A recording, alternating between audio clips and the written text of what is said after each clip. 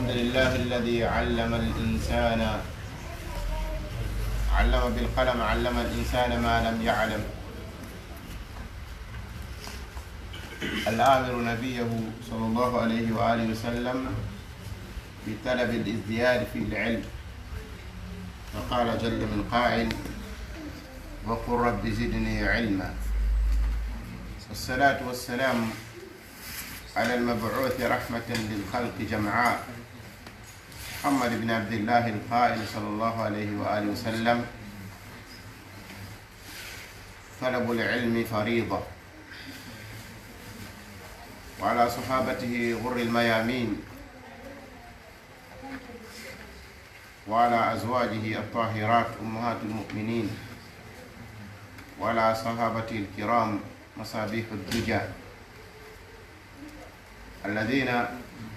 تجولوا شرقا وغربا لنشر هذا الدين، صلوات ربي وسلامه عليهم، وعلى من استنى بسنتهم واقتفى أثرهم واهتدى بهديهم إلى يوم البعث والنشور. أما بعد، أيها الأفاضل، أحييكم بأطيب التحيات وأزكاها قائلا لكم: السلام عليكم ورحمة الله وبركاته. فكما سمعتم العنوان أننا سوف نذكر الإخوان بهذا الموضوع أو بهذه النقطة المتعلقة بعلو الهمة في طلب العلم الشرعي. سيبجو بتدبه يتي الله تبارك وتعالى أندي نري مكرمور علم بالقلم وجانجي أنكم وجانجي نري مكرمور جنتو لموجة علم الإنسان علم بالقلم علم الإنسان ما لم يعلم. وأندي نري بالقلم أي بسبب القلم. نا كرمونغول وجاني دي وسبب كرمونغول وجاني نري نتانكيو بيت باو السببين. هري كانكو تبارك وتعالى يمر أن باجو مكو يودق بيداري غندا، ɓeydaari cellal no woodi no haton jina, ɓeydaari jawdi, ɓeydaaro ngal, ɓeydaari jaabu, ɓeydaari balɗe fof no tore. kono joomen amara nabiyahu bi talabi l isdiyadi fil ilm. joomen acci ɗum ɗon fof inni nelaaɗo makko on ɗaɓɓu ɓeydaari e gandal. limaada fihi sir haray gunɗo no nder ton. kono noon min e feere an, si Allah acci kala ko woni aduna ɗo kon fuu e moƴƴireeji nelaaɗo no yiɗiri ɓe ni o inni yo ɓe ɗaɓɓu ɓeydaare e gandal. ni siko min enen kadi ɗaɓɓayno ɓeydaare e gandal, bela jo en annda e gunɗo ko ɗum Allah on accani fiiji aduna ɗin fof sappani fii gandal. julle nge nelaɗon alayhi afdalu salatu wa taslim ɓeeɗo ɓe anndandan hoore mum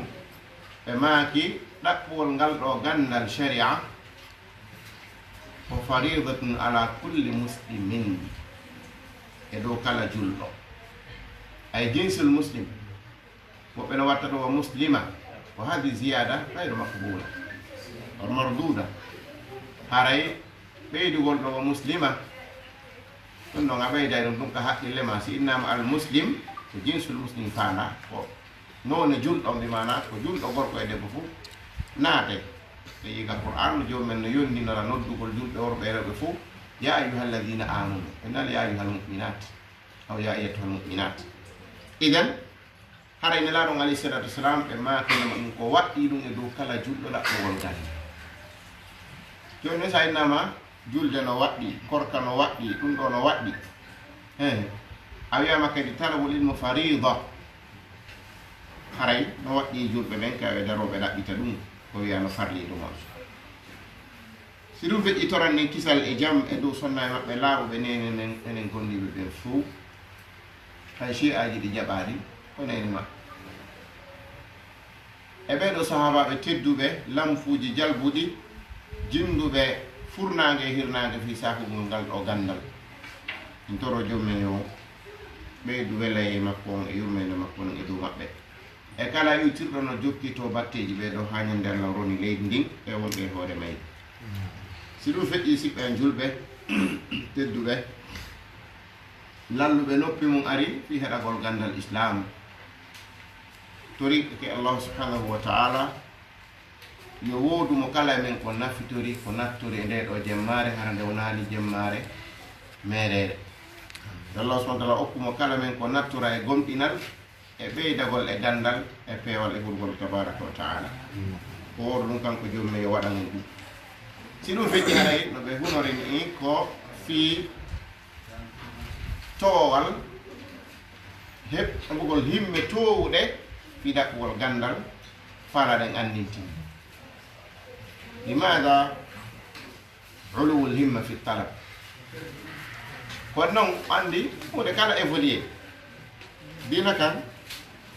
hunde kala évolué o yi adnanno ka fewni enen kadi en tertoto bayanaji fadlu talabilil mata jawas kadi enen kadi évolué seeɗa enen kadi feƴƴen ɗon fof andi hande ala mo anda importance ganda ɗi machine ɗi tata jooɗo toon Sénégal ɗo tawaɗa wonɗo États-Unis simo siiwu mara mo wasi ɗon jooɗude ɗi machine ji ko gandal waɗi ɗum pays ji ɓurɗi développude ɗin fof ko gandal ɓantude Chine ko en 2009 ɓe waɗi anniversaire du mort du dernier analphabète 2009 ɓay mo wata windude janggaw e nder Chine ko 2009 ɓe lanniri ɗum kamɓe mo wata windude wata janggude ɓay o mayi nde ñande waɗi feete ɓe neyo Allah e gayni mbiye ko wata winde jangga 2009 gila ɗon ɓeyni la yujat fi Chine alladi la yastati an yaqra wa yaktub ɓe fowtaki hande na kamɓe Pentagon on to woni poɗodirde kono waɗi ɓe ɗum ala ilm idan ma ulul himma heɓo hande feƴƴino kayne ɗen heewi hakkiloɗen janggen a ko ɗum fewndi ustad en ko wigol hande ko wartago wartoɗen janggen hande ko wartago joni ɗum ko ɗon fewndi ɗen onon hunjotoɓe qur'ana ɓen yawtino kaynete iqra min qawlillahi taala kada ko ɗum fewndi والتي بعدها والتي بعدها والتي قبلها والتي كلهم سامتري زاجوني القرآن أنا يقول ما جنب من كذا إلى كذا لا وسأجنب من لندما التي بعدها أي صفحة أي جهة يمين شمال تحت وسط فوق كلهم فهمي تجاوزنا هذه القنطرة كارنو متريزي جون كلنا قول ما نيمر عادي كلهم فهمي إذن كل أولو اللي ما يعدك لو أنت دي فو ديفلوبي awaka gandal kadi fadlul ilmi fu andi joni heddi ke wakkila gongol haray noon no hanan talibejo haro yondinota ko fandi Allah yakna bil qalil fi talab madama yumkinu lahu al izdiyad fanni tay no wadda wawi beydade ta yondinor ko fandi ta ekkitor dum ndare do doginobe oto be hano ɓe lantola joni sinam fiya misal fi oto sini dogini no gasa kono ndaare doginoɓe oto ɓe sa fuɗɗori waɗugol ɗumanno ni ƴera hara jooɗake moƴƴaka jullere ɓoosira doyi hay wawoyɗa suuf sa yaade moƴƴa vélo kadali moto sa ekkidiki ɗo waɗugol doyi hay wawoyɗa goɗɗo doga seeɗa ɗum nolaka kay ni pani kaɗa awa gandal sa fuɗɗoto ko ya ƴoogu yara haray gandal ngal ko ɗon fewndi fen sa yarani goto ha ɗon jinnata e ma piiji ɗiɗi no wodi hande seeɗa gaynota amari mbuuɗi seeɗa on boynta aki aɗa yiiden ɗon mbuuɗi seeɗa e goɗɗo ñawdima 5000 a piye poche ɗiɗi fof ko kanjara ɗum sen ƴetta on mo mari hajjiro goto en daare e yiide mbuuɗi so tawi jamano sokkolte a jogoto buy hara mo ƴantima 50 000 ɗum happuta ɗugol ha janggo ɗon sortaɗi jonnama ɗum jamano hattoji nayyi ma ka gandal a jangay moƴƴa tawa kala fannu deftere goɗɗo ari fontanma tastati an taqula lahu cheyan fi hara awa woday ko wiɗa goɗɗo nde ɗo men naɓalde hay sa naɓanaka nde sa jonnama kawaid dino toon cheikh on yewtantan joni sa jonnama ɗattege ono toon a naɓay goɗɗe go hara naɓanaka anda sikkude ko winda ko goɗɗo nama naɓande ɗum a juuti balɗe aka goɗɗo windani ɗum fof jande hay sa juuti balɗe heɓata kalmo ko juutuɗo balɗe a fina ɗum إذن ماذا يدل ذلك؟ على أن عليك أن تعلو همتك حتى تأخذ الكثير. همة ما دوا تود إن جند دمونا حاجة تابوس. إن على جون أقول مسدو. بهمة متون في تقوم الله سبحانه. إذا ذكروا قلنا سيقول وينه إذا ذكر السلف افتضحنا. هو سجندك في بيت نوبه. وأنا هرسايتو داي واسم هراي نرومان نيدال أين ناي كانهم ليسوا ناس أمثالهم هراي يجول بتدو بك بني آدم يوكل تجيتو كدون رانيامو دهان دكون إنا مراين دي جانغو سامارين دي جانغو يو تانغاي لو كو ولي دو كون داندي دوم دو بيمبي هراي شانجي كو سي شانجي لي ñalli do seeda est ce que dum lubata waday odeur si wadi odeur peut-être finalement kambale di fokinti ndaka awa gandal kono afina ma darsu hande tawalo a rewtaki bindi mali himbe den to on tino finade da matinu dino anko den non to nyallal ko wafi ayna himmata on to himme made mon to objectif ka fala da gandal don ka fala ke wiede gando simaya il faut on tigi wakkil fannu goto yonata la budda anta fannan تأخذ من كل شجرة ثمرة كلا لقال يتالون سيرا بس نياندي جورو دا تكي داو جماعون أريو درس معهم ولا أتعرفون لماذا العسل من ألذ الأشياء؟ فيو نو عندي جوري ولاني لو عندي كون نياكي نجي قولها نجياي يأخذ ماذا؟ من كل شجرة شيئا kala leggal yaay ka piye da jetta seeda ka lemne jetta seeda ka mango da jetta seeda ka nete da jetta kono si mo be diri dum mawdo ta okki don kollum tay neex na ka tay wala metti do atay no weli ala ka di cerno si lappi usul seeda lappi musalah seeda lappi usul fiqh seeda lappi don balagha seeda memi ka be seeda mawdo sa tay be no da tafsir qur'an sa tay be no jonni na dars atay no weli kono il faut on tigi mo ba menen si men andi julirdi gasi angay di ngandata parce que no sa andi do julirdi ko dum do habbir do turete ayawta sujudu sawi sa jidi sa wadi do sawu ko dum watta si tay yejji tan dari do na jibindira fu a conti fuddito ay yangi kin ko bay ayawta ka sujudu sawi ko ma yangude fuddita ko nan no wadano réparer de automatiquement tawa hetti solution feƴƴa kala ka gandal ari yombay ka majjeɗari o ko satti tay ronka solution haray gandal waɗaɗe ɗum noon haray towgol gandal ngal shair ɓe goto inni woni waman kanat al-ulya'u himmata nafsihi fa kullu alladhi yalqahu fiha muhabbabu waman kanat al-ulya'u himmata nafsihi wo kala mo tata ko towal woni himme fittanu makko ɗum kanko ɗum tun o sokoli on gol dow woni fa kullu alladhi yalqahu fiha muhabba kala laawol kala ko o fotti e laawol fi heɓugol ɓuɗum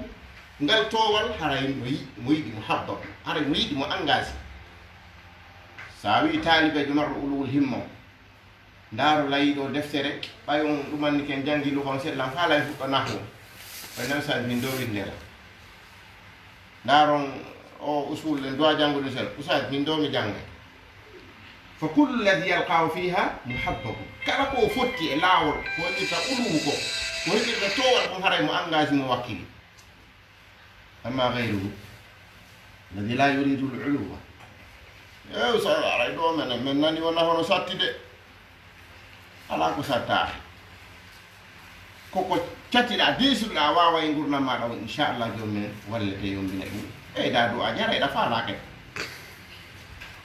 no passeport Amérique sakir ni hay bare ko yande no mari passeport bare ko di porto anta hada الكلب لا يستطيع أن يدور الله عز وجل وأتا ترى فوس كونو كايدي no piqué non abe laptane ji bambi andi bay kefer kan no kata sinar jettugol bikku miskina on aleti mon ne akum heba baraji ko bare ko moron loyto o pikatu o nyawnda ko me rewno e quartier ko me nyaadan do barki wo he ce chien là a un papier comme vous hein attention bare ko no bari jara do amne du wari kaydi kan ko me de fota wallahi ko woni angal arsiki andi kata ko siga dipi dépense ko dépense de bani adam wo min do 6 millions bare ko no e do ko ko le ara nangata ndo subhanallah nasallallahu tawfiqa yalla arsiki en hawren dinna en keddu idan hara ulul himma dun do hay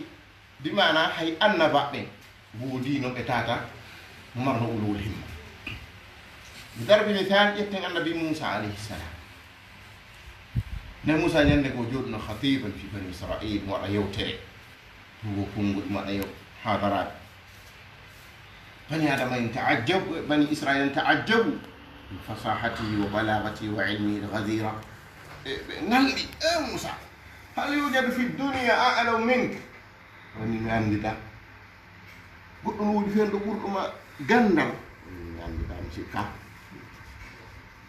non direct bay ko annabajo o faamodire jommen andi mo amaccu ko no wodi ko hewta e grade annaban kako yete ko khudar ma khadir ma khidr kul ma shi'ta wadad musalla yaw ko musalla khudru andara khidr khudru khadr andi bala ganda ko sire di yeddondirta no ko khudru wete wayno ko khadir wayno khidir no dar be de jagg musallasat khudru no windi ne gartere dum fi masjid be ngal le tural poccal le ko be wada dum def na do non oyi be masjid didi mi anda ko ngal jangete ande ay no di qaida ko dum yewti ma janna junna jinna ko no mari maana al muhim annabi Musa alayhi salam jommi subhanahu wa ta'ala andi mo wodi mo hewta annaban ka kono mo o mari ganna on mi do andi mo ko anda Musa wi no wodi andu ko mi anda o innawa mi yahay lan abraha o mi serata mi jo'ota ko mi danta ko mi darta ko hatta lan abraha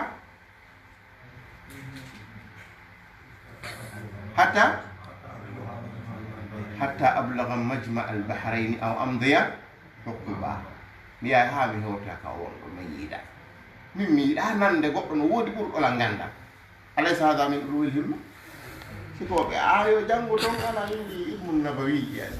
ko gandal anna banka ko mari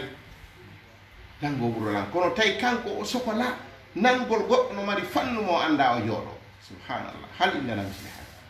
hada nabi ثم ذهب إلى أن لقي هذا العبد الصالح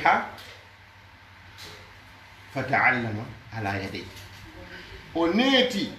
sondari hay premier hiwar mabbe yewtere mabbe arandere den annabi Musa alayhi salam subhanallah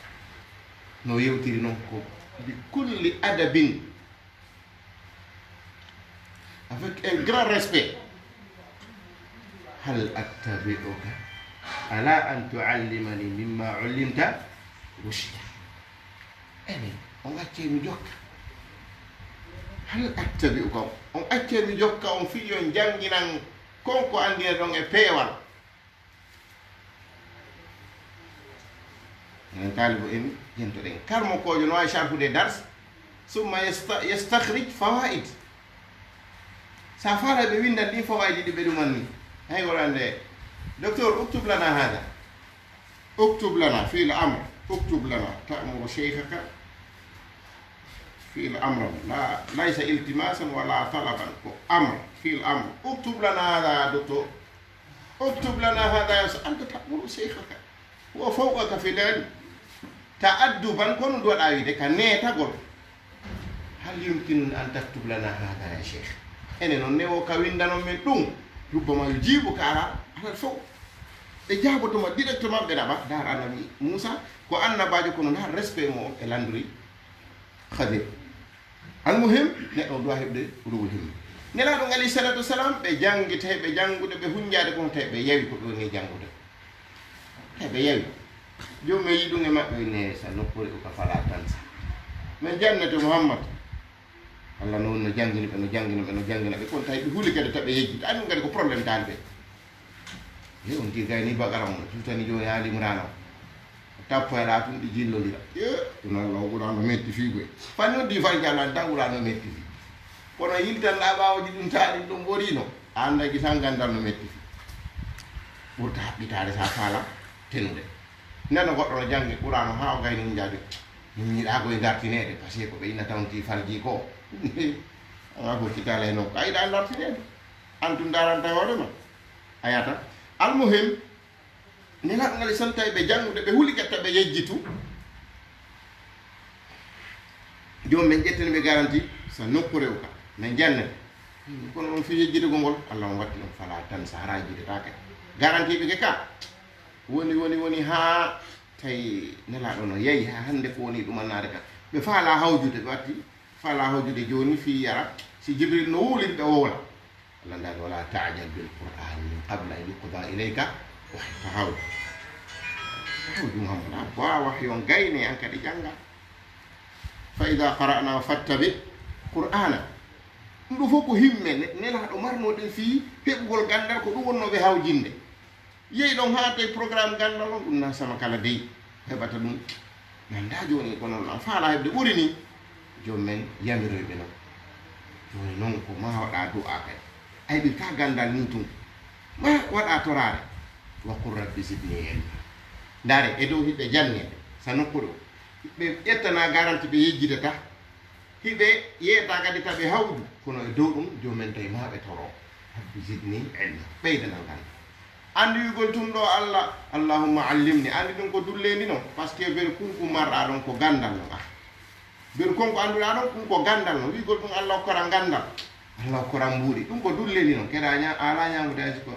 10 000 ñalma ma hita ma lewru ɗin ɗi wonɗa heɓde ɗon 100 francs on dekki 200 500 ɗon ɗum ko mbuuɗi non Allah hokkora mbuuɗi wi Allah ɓeydana mbuuɗi hada wal afdal idan neɗɗo nayo dullu annabi Moussa ɓe falno dullude Allah winoɓe inaɓe ila fere ɓe tori ɗon torareji wusɓe fawi o so tawi ara Allah subhanahu wa ta'ala ɗuman ni keɓe awa meeɗaɓe okkorde Allah ndali wala kadi uti wala kadi nde wino rabbi shrah li sadri go wa yassir li amri ɗiɗi wahlul uqdatan min lisani yafqahu qawli wahlul yafqahu qawli أشدد به أزري وأشركه في أمري كي نسبحك كثيرا ونذكرك كثيرا إنك كنت بنا بصيرا كونوا الله رفيلي متوي ولقد أوتيت سؤلك يا موسى كتوري أعلوك من أكيما كونوا نوم أندي لكي ولقد مننا عليك مرة أندي يؤرني نما أجابوا يا يوتراري يؤرني ما دون كونوا أندي تنورني نما idan bani adama sa torto ngudu Allah beydana Allah wasili fi rizqi tawi Allah o kora kera ala hebude da wala dude yaaja kono ko izdiyad wonɗa torade idan hay galla ngal ɗo Allah ko yamirnela ko ɓe toro izdiyad rabbi zidni ay ɓe mari haray e wattane hakkille ɗum ɗon idan se feƴƴi ɗon ɓeɗo sahabatul kiram buyna tun islam tawi nawi 80 ans 60 ans 40 ans hal hada mana al kibr منعهم من أن يتعلموا بلى بل بعضهم حفظ القرآن قبل الموت وكيلون هنجي قرآن أرنك أدو مي إذن هري دون دوكو دليل تيمو دو هولا يدو ينغون دمالك نهاني هبده نا في أتوي دوبي نهاني هبده كوراز وكيلا قول فيه بقول نغالو غاندل مسجد تدو هري كونون كدي كارمو كوبي دونغال وكاندي bimana wakkilno ke ngal ɗo gandal e towgol ngal ɗo gandal bal sah kamɓe qanun maɓɓe kamɓe karmo koɓɓe woko qanun mo ɓe jogi noon ko wiyete réglement maɓɓe on kamɓe ko ɗum ɓe jogi noon ko ma al mihbarati ila ayna إلى المقبرة كلهم دو كان بيجوجينو قائد من المهدي إلى اللهدي من أنه حديث ده أي بوي كان نوتيو طلب من المهد ليس بحديث وإن كان حديثا فهو ضعيف أو موضوع نعم طيب kono ko qaida mo karmo ko be jogino kambe ko dabbugol gandal ko gila ka wofurdo ande en hala labe dum joni ben eske nane laado maki o bi arabu do be yukudi halaji sayi ka amsalul arab ko min al mahdi ila al lahdi nato e goddi goddi be formata inna ko hadith al muhim ko dum do be jogino qaida ko wondude tindore len ko ide tindore kon kanda ka watteno don ka jangol kam ka tindore nen kanda ka watteno ko wite يعني محبرة وندو دي تندورن إلى المقبرة كون دي من جوغتو هاكا بيت قالك دونك هاري كامبي سلف كون دو بي وندو نو هنو يتي كون نو هولي هم وول غاندال جيسين وول مي جانغا هاجن دالا جيتتي هاري دون دو كوكو سيدا en gurna mabbe dan kambe salafun salih be rabbindina no ke dum be wakkil no dum haray se wadi misal yoga e mabbe kono be yettirno gal o gandal yetta misal o do ene tenero imam shafi'i ko an imam shafi'i talibe jo be marno ne rabi' marno be nedi no ko be wi no nyande ko o majtara'tu an ashriba al-ma'a wa shafi'i yanzuru ilayhi wo mi susali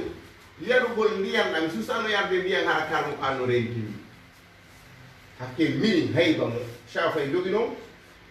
وديونا نهاول يبان يعني مجد رأته سوسا لن أشرب الماء والشافعي ينظر إليه إذن كنا نقول لي بيرو قتال بمرنا بجان وبينهم إمام ربيع ما كنين بما تو لم أرى الشافعية آكلا بنهار ولا نائما بليل اهتماما بالتصنيف هو مميت عيد الشافعي نياما يالور ما هي مدانو يالور ما هرأي مكيبتون في والي فقولي وإن عندي إمام شافعي نيامتا بأقول يردون نيامتا وإن هو يعني لم أرى إنه أيوان دارا كارمكو ما تاي جاك هيبا مكو بانكا في نيامو يسو تالبون لم أرى كارمكو كو يدو يعني نيالوما كارمكو مكو نيامو ما ندانو هرأي نكيبي تنو والي فقولي بين ديبه ابن سعد ابن منة بين وبينه هو إمام الرحالي كلا جندو يانجي لتي في غندل imam ibn Manda be do ko de chef be jundu no be jange dow karmo ko be 1700 ay no honno 1700 karmo ko en wattani la ko on adad mum do wolde be do ibn Manda be jangi e juude be do karmo ko fu kono be ni anno kay kambe no serti manan be ire no ko karmo ko hayso be yetti on de hadith wahid ya'tabiru shaykhan la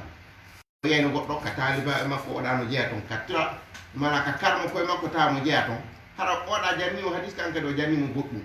hando dum be taskotono hala sheikhi haj ko la wul a hadis be yettimo ya'tabirunaka min shuyukhi idan odo karmo ko de kumanude o yalti ka makko ibnu Manda ishaq ibn Manda o windi bi mana o yalti ka mabbe har mo jogi 20 ans o jombaade wi o yangoyi o kuru ni o yangi o dabbi gandal ha 45 ans mo yaasi mo jinda yo do Misra iwa Kufa ya Basra mo jinda 45 ans mo yaasi plus ka 20 ans woni helu 65 ans bayo arti ka mabbe ko 40 himlan o arti no defte ko windi 40 himlan wandi ko de himlu ba'id ko dongal ngelo bete himlu fani ko ber ngelo di capannay ko rondoto defte ko dum arti ka mabbe nder 45 ans mo jangol ko tuma no o henti o jombi Allah asmo bibe amanan shabab 20 sana uridu zawaj uridu imra'atan jamilatan tayyibatan bayda ya salam ay suka mo 20 ans no hawjani jombo hara qur'ana bendani hay fusi ma'lumati tabika lam yastaqir o adda kadi sonnajo neyi do o nada problème yewre hande he ta joni qur'an watti jaka sa sallallahu salamata wal afiya hare musidɓe julɓe tedduɓe en hani himmude wakkilo ɗen ndaare misal oɗo karmo koydi no Fayrouz Abad e ko ñoggugol won ɗen ɓe wii oɗo ɗon andi ko sahibu sahibul qamus ko karmo ko kummaluru ni wonno marno do hore kede jango ko jangi sahih muslim ko jangi dum balde tati ko ndarte juude karmo koji kadi be reconnaissance mo wonde mo hummi dum ko sama kala sahih muslim fanda hore man ko fandi 6000 hadis no ton wa ziyada hara ko mutakarrirat e kada o hunji dum e der balde tati kanko fayroz abad jono so ndari defter makko no qamus on dictionnaire makko asika e den tungo walli fe ngurdam makko na tay jago kullal kadi e karmo kobe hunjotobe hadith o yimi di do gimdi bay o gayni goddo wonna do wo honno wo mi me seydum yahaali akhi na jogi rewbe ta dum go nyama yara e bibbe donga e goddo e gon wobbe non kambe ben hakke ko be hebuno himne hay rewbe gon dum akote wobbe hebal ferno resira imam nawawi min yettayno 12 darsan fil yawm ولم يجد وقتا للزواج سبحان الله كون هاندي كلا كنادا قال النبي رحمه الله جومبانا كون اكي كو دوانو دفتري انو دي لا كتاب لا علم لا زوج لا ابن ماذا تفعل في الحياه كتاي نابي كو دوانو ما اواكي لاكي غاندال كتا دفتري دوانو يتوم هل يبقى منك خير جدا وي كان فيروز آباد وإني قرأت بحمد الله جامع مسلم بجوف دمشق الشام جوف الإسلام على ناصر الدين الإمام ابن جهبل بحضرة حفاظ مشاهير أعلام وتم بتوفيق الإله وفضله قراءة ضبط في 3 أيام وي مجانجي دو يتقول الله جامع مسلم ده اسم إمام المؤمنين بجوف دمشق إندر دمشق الشام جوف الإسلام وي مانا ريد الإسلام مانا ندر الإسلام هذا الإسلام سماتي كروني كتو وي دو ناصر ويتلو ابن جهبل ويجود مكم جانجل بحضرة حفاظ مشاهير أعلام ويتون لك دي حفاظ صيغة مبالغ حفاظ إن اللي حافظ حفاظ etawde be mi darti ndara ko lullu be andabe kedi kuma o yi watamma bi tawfiqil ilahi wa fadlihi goddo koy go yetta Allah ko dum o be dirante o yini de timmi do kawral imorde jommi tabaraka wa taala qira'atu dabtin fi 3 ayyam no gaso be no na non goy be hunji ke be mi sheikh ko be ni be jangi qara'tu dum gadi kalam do andi fen do be yalti be ni kala wi do kari hafiz wa ikhtara'a kalimatan mubtada'a ويقول كاريكو حافظ من جولان إسراف كم يقول قرأ فلان على فلان قرأ كم يقول كلمة قرأ بيقول نقول نا كلمة حافظ أنا قلت من جدو قرآن إن هذا حافظ هذه الكلمة لننتبه لها إذن هذا يعني كذي أتودن دونا إهم من المسيب جوبي تدوه منو بيركم تسكيكم كوبي جديد ما تاتي سكين أو دولو الهمة هني ara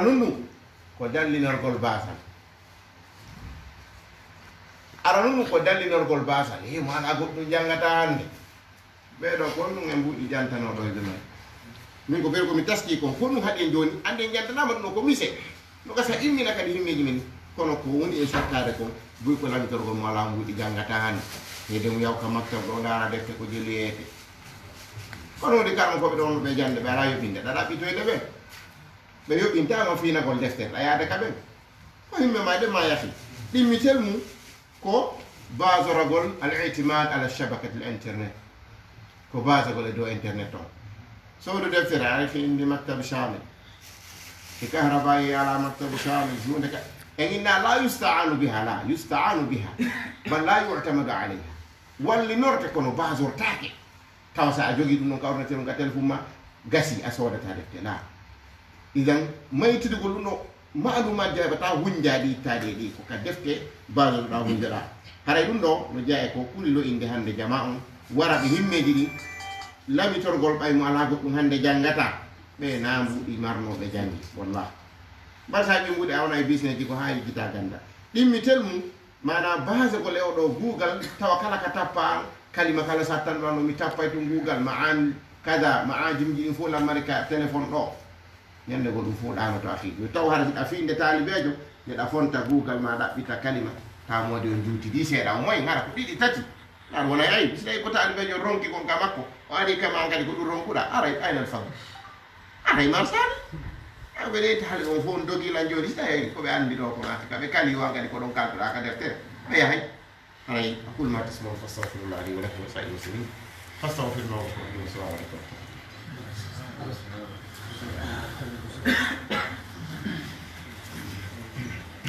no inchallah ray ono wonɓe ka laawol kisal toon so tawi no woodi faalaɓe landagol goɗɗum ɗo e arande darsuɗi mon haray mi naɓi numéro ɗon ka commentaire ji numéro whatsapp haray ɗon wawi noddude on ɗon numéro inchallah haray e nder quelques minutes min fuɗɗoto darsuɗi mon jasakumullah khair. alhamdulillah wassalatu wassalamu ala rasulillah wa ala alihi wa sahbihi wa man wala amma ba'd haray ɗen jarna ɓeɗo Ustaz Abdourahmane Bari e konnguli ɗi ɓe ƴettani en ɗo ɗin e nde ɗo toɓɓere hittunde o jogondiri e towngol himɓe e fii ɗaɓɓugol ngal ɗo ganda wala jasakumllahu khairan wa ahsana ilaykum. Yallah on nafira kala jentiɗo foti ko mo jooɗo